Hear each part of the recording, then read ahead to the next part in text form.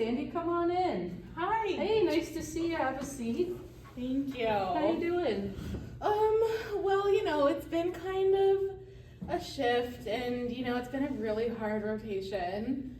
But yeah. So what's going on? Tell me what's happening that's brought you here.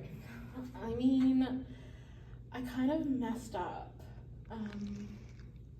So my patient, she's a post-op knee surgery, and she's in a lot of pain. So I wanted to give her her PRN, which is a hydromorph. And I don't know, like I said, it's been a really hard rotation, and I kind of read it wrong, and I accidentally double dosed her on the hydromorph. And her husband was concerned and came up to me, and obviously I checked on her. Right, yeah. And she was okay, like, she was breathing fine, there was no work of breathing, there was no shortness of breath, like, everything was great, she was just drowsy. Okay. So I thought this would be reassuring for him that, everybody reacts differently to hydromorph, especially if she's narcotic naive. Right. Right? So that's what happened. Okay. And so first of all, I want to say thank you for coming and telling me and being honest, because, these situations can be a little scary. I can empathize with that. I mean, a lot of the time, the hardest part is just saying, you know what, here's what happened, I made a mistake, and what do we do next? So I'm really happy that you're here, and I'm really happy that you told me that. Thank you. I think it's a really good thing too that you went and you checked on the patient first. I'm assuming you might have done some vitals or something. Yeah, I definitely did vitals. And she was doing okay? Yeah, there's nothing worrisome about Perfect. Okay, so that's all good. I'm glad that you checked and that she was doing fine. Now, did you happen to reapproach Brandy or her husband, after you had kind of remembered, I might have double dosed her or anything like that? Did you reapproach him at all? I mean, I didn't tell him that, but I did just keep an eye on her. Okay. Just to make sure that she wasn't slipping deeper under or anything like that. Okay. But I didn't tell him. Very good. Okay. Well, I'll tell you this. First of all, in good faith, it's almost expected. We're human beings. We're going to make mistakes. And, I've made mistakes in the past too. Just the optimal thing is that we always want to make sure that what we do is in the best interest of our patients, right? So I'm glad you went and you checked and you made sure she was okay. Just a couple of things. For instance, when I'm going, and I've done this before, I actually made a medication error myself, which was kind of funny. I gave a laxative to somebody that it wasn't on their order, but needless to say, I did make the mistake, right?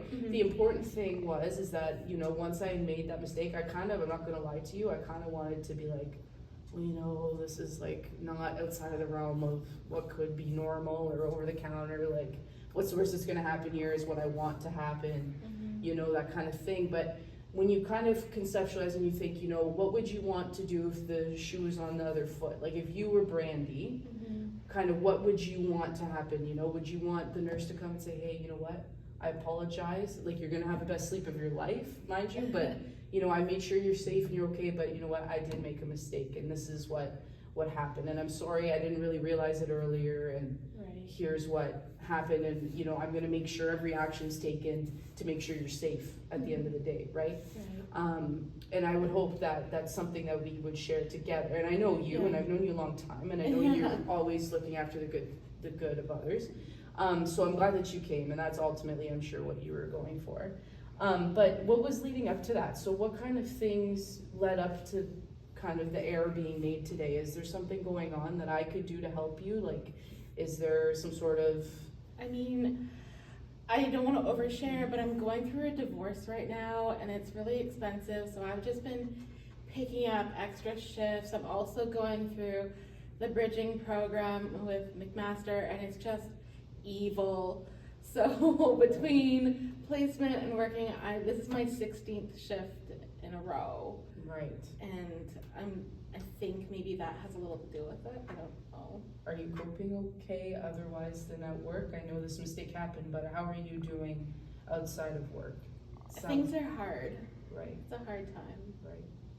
Okay, well, I'm gonna make sure that I can help you, because that's number one. I'm worried too, obviously what's affecting you in your life, and I wanna make sure we can get you back on track to being, you know, the best you can be, well rested and, you know, showing up and ready to go.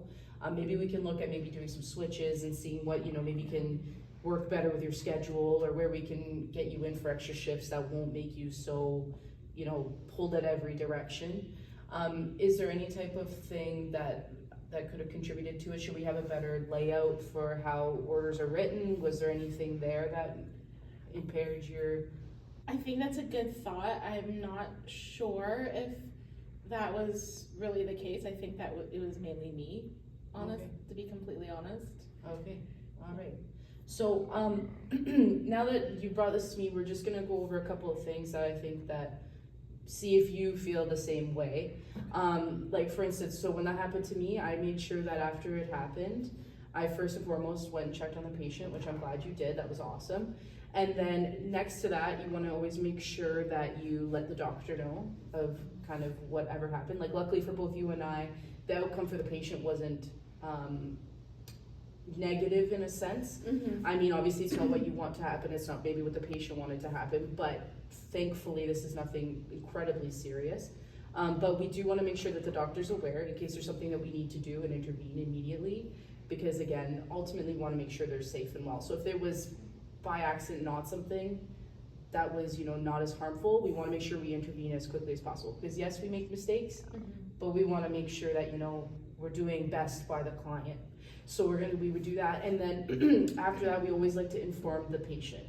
And in this case for you, of course, Brandy's having a great sleep and all that kind of thing, but we want to make sure that we can give the husband a peace of mind, and we give Brandy, you know, when she wakes up, or if we can get her roused, give her a peace of mind too. Mm-hmm. But otherwise, I want to make sure that you and I can work together on things that we can do to improve. Maybe perhaps I can help you in a way. I can get you hooked up with EAP services, something like that, just to make this stressful time a little bit better for you, and when you come to work, you feel a bit better. And we can have conversations about that too. Also, when we do things like this, we just like to put in incident reports, and it's not because it's anything punitive.